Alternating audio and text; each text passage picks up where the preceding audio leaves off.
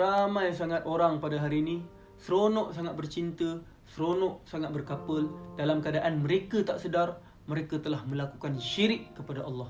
Sebagai contoh, menuntut ilmu yang sepatutnya kita buat untuk Allah, tapi saya jumpa ramai orang, dia bersungguh-sungguh belajar, bersungguh-sungguh menuntut ilmu, niat dia bukan untuk Allah, tapi hanya untuk nak dapatkan cinta si dia.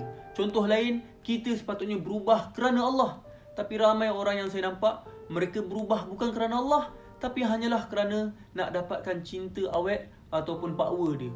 Hatta yang lebih malang, kadang-kadang untuk dapatkan cinta orang yang dia cintai, dia sanggup berkorban gila-gila, berkorban sungguh-sungguh. Bahkan kadang ada yang sanggup menggadaikan maruah dan harga diri semata-mata nak dapatkan cinta dan takut kehilangan orang yang dicintai.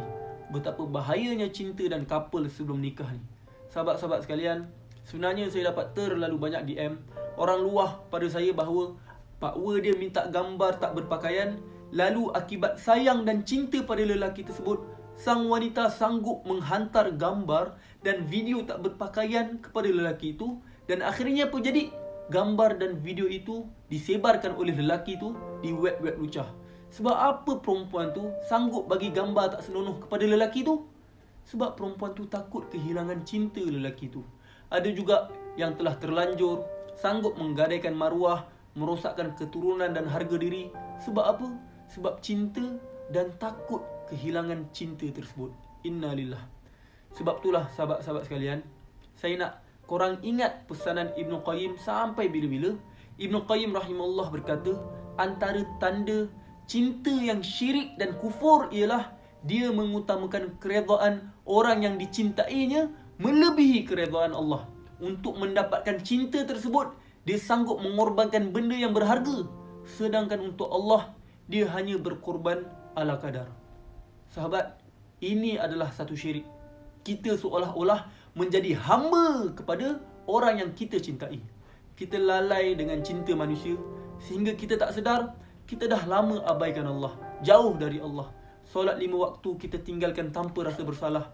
Al-Quran kita tak baca, apatah lagi hayati, fahami dan amalkan. Lidah kita tak basah dengan zikrullah. Ibadah yang sepatutnya membahagiakan kita terasa berat untuk kita lakukan.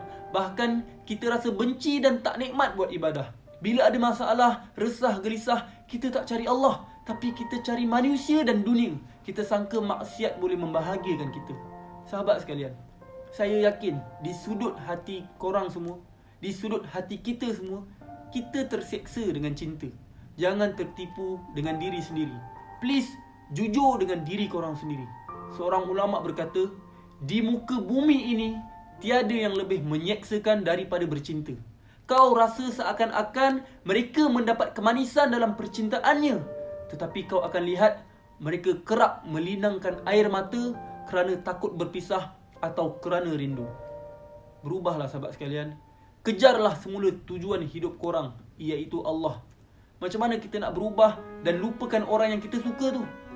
Seperti mana kita selalu lupakan Allah, abaikan Allah, langsung tak hiraukan Allah, langsung tak berkorban untuk Allah, dan sentiasa buat Allah marah sehingga kita lupa dan langsung tak cintakan Allah. Seperti itulah kita perlu buat kepada orang yang kita cintai. Kalau kita mampu lupakan Allah selama ini, takkan kita tak mampu lupakan orang yang kita cintai. Betul tak? Menangislah dan berubahlah. Rupa-rupanya cinta kita kepada Allah selama ini adalah palsu, penipu dan hipokrit. Pun begitu, adakah kita sedar bahawa Allah masih lagi mencurahkan kasih sayangnya pada kita walaupun Allah tahu bahawa cinta kita padanya adalah palsu? Muhasabahlah bersama.